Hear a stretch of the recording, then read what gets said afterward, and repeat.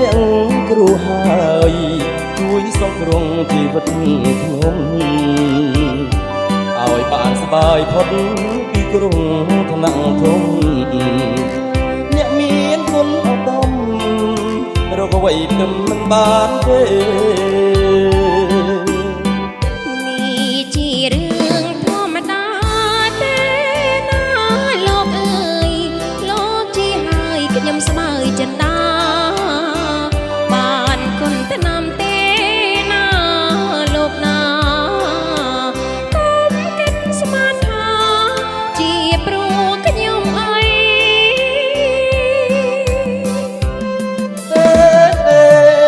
អ្នកនាងវិចារនេះពិតចេញពីដួងហង្រតី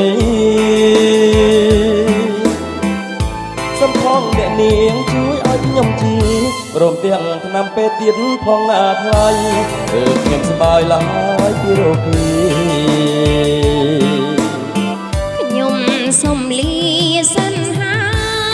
អូអ្នកគ្រូពេទ្យអើយកុំអាលអញ្ជើញទៅ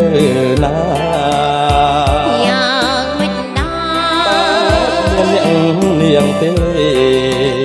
ខ្ញុំនេះប្រកបជាឈឺវិញទៀតហើយ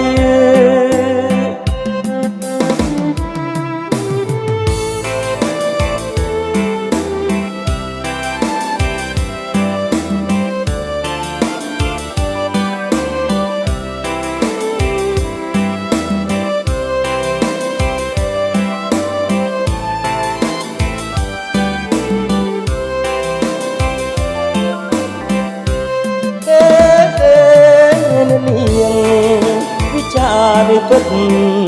ចេញពីដួងហង្រតីសំផងអ្នកនាងជួយឲ្យខ្ញុំជីព្រមទាំងថ្នាំពេទ្យទៀតផងណាថ្លៃខ្ញុំសប្បាយឡើយពីរោគីខ្ញុំសុំលាសិនហាអូគ្រូពេទ្យអើយកុំអាលអញ្ជើញទៅណាយ៉ាងមិនដែរគ្មានអ្នកនាងទេខ្ញុំនេះប្រកបជាឈឺវិញទៀតហើយ